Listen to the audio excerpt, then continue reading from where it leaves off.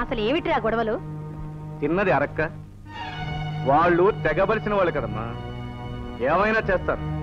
పోలీసులకు పట్టిస్తారు, కొట్టిస్తారు, ఇంకా పొగడుబలిస్తే ప్రాణాలు కూడా తీస్తారు.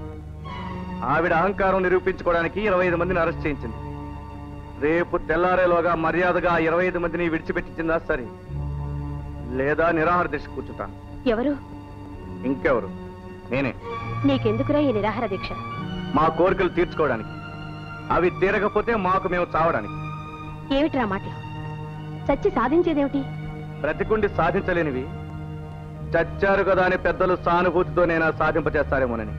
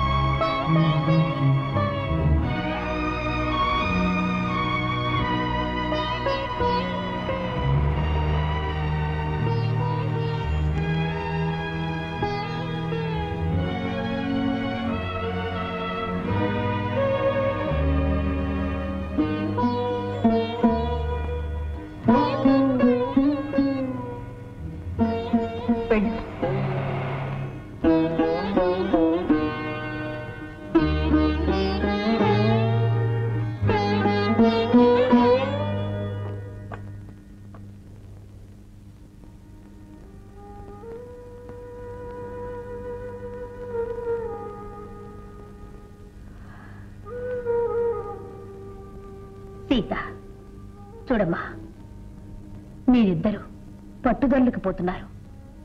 తన 10 మంది కోసం వాడు ప్రాణం పోగొట్టుకుంటున్నాడు.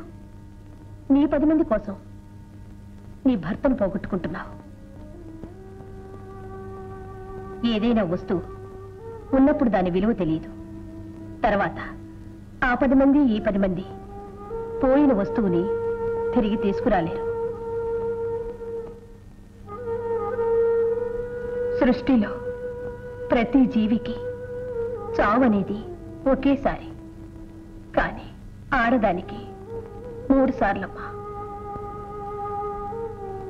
బిడ్డ పుట్టినప్పుడు చచ్చి బ్రతుకుతుంది. ఆ బ్రతకడంలో ఒక ఆనందం ఉంది. నుదుట కుంకుమ పోయినప్పుడు కూడా మళ్ళీ చచ్చి బ్రతుకుతుంది. ఆ తర్వాత నిజంగా చస్తుంది. ఈరోజు మనది కానీ రేపు మనది కాదమ్మా. ఆలోచించుకో.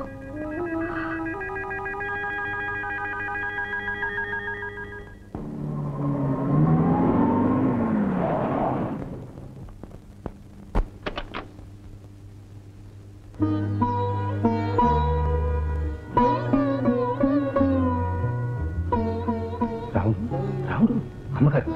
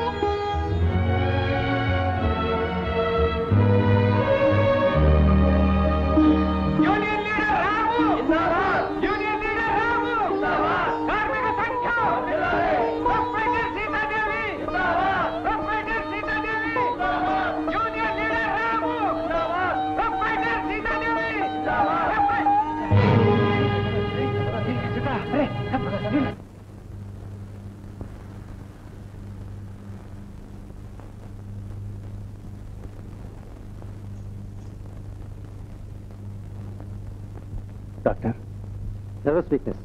అవును, నువ్వు అక్కడ నిరాహార దీక్ష చేశావు, ఏమి ఇక్కడ నిరాహార దీక్ష చేశావు.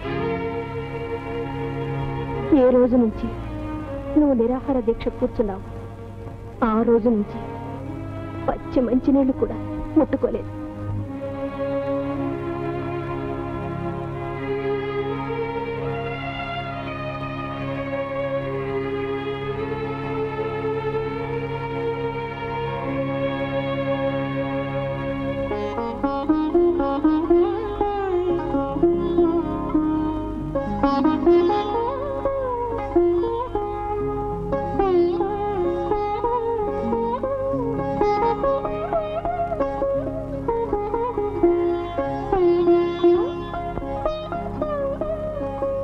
బాబు,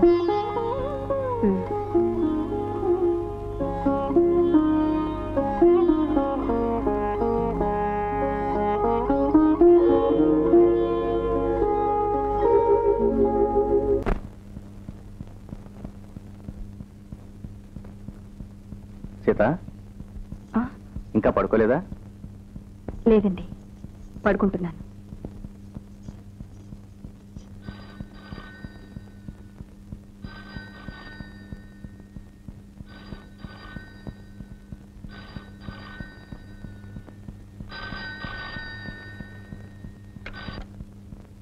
హలో మేడం, చలవే శెట్టి గారిని ఫ్యాక్టరీ వర్కర్లంతా కొట్టి చంపేశారు.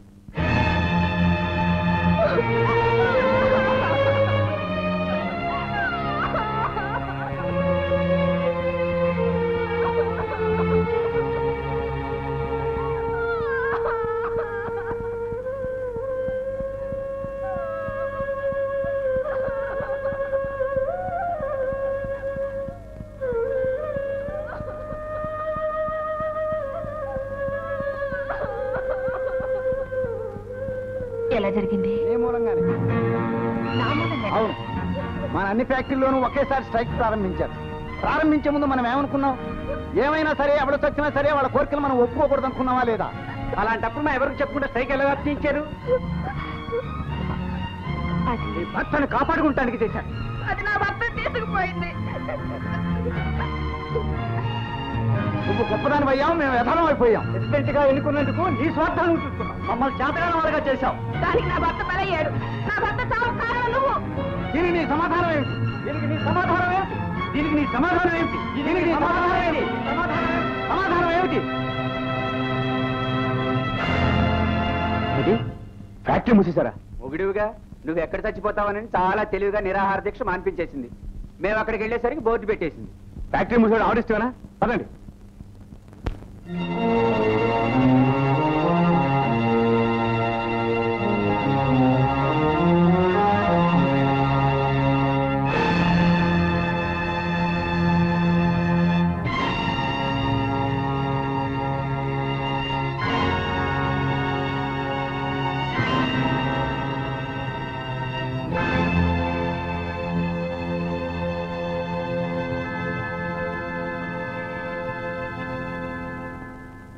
ఇక్కడికి వచ్చారా? అంటే ఉన్న వాళ్ళని చంపే యాత్రలో ఇక్కడికి వచ్చారా అని అడుగుతున్నాను. మేడం, ఏమిటి మీరు మాట్లాడేది? అమాయకంగా నటించకండి, అమాయకంగా బ్రతకండి. నటించే అవసరం మీకుంది. నిజంగా అమాయకులం గనకే మిమ్మల్ని నమ్మాం, నిరాహార దీక్ష మానేశాం. ఇక్కడ నిరాహార దీక్ష మానేసినట్టే మానేసి అక్కడ ఒక ప్రొపరేటర్ని చంపారు. అది చేసింది మేము కాదు. ఐసి, మీరు వేరు, వాళ్ళు వేరు. మీకు అన్యాయం జరిగినప్పుడు మీరంతా ఒకటి, అదే మాకు జరిగినప్పుడు మీరంతా వేరు వేరు. గొప్ప సిద్ధాంతం. కొన్ని కోట్లు పెట్టుబడి పెట్టి ఫ్యాక్టరీలు కట్టించి మిమ్మల్ని వర్కర్స్ గా పెట్టుకుని మీకు డబ్బిచ్చేది మీ చేతుల్లో చావడానికా? ఓకే, మేము పేదవాళ్ళ రక్తం తాగే రాక్షసులు. అయితే మీరెవరు? ఉన్న వాళ్ళను చంపుకు తినే నరరూప రాక్షసులా? మేడం, రావణుని చావుకి సీతను తీసుకురావడం ఒక్కటే కారణం కాదు. అలాగే ప్రతి రాక్షసుడి చావు వెనుక ఎన్నో కారణాలుంటాయి. మీరు చెప్పిన ఆ వ్యక్తిని చంపేశారని మీరంటున్నారు, చచ్చిపోయాడని వాళ్ళు అంటున్నారు. ఈ చంపడానికి ఆ చావడానికి మధ్య ఎన్నున్నాయో మీకేం తెలుసు, నాకేం తెలుసు.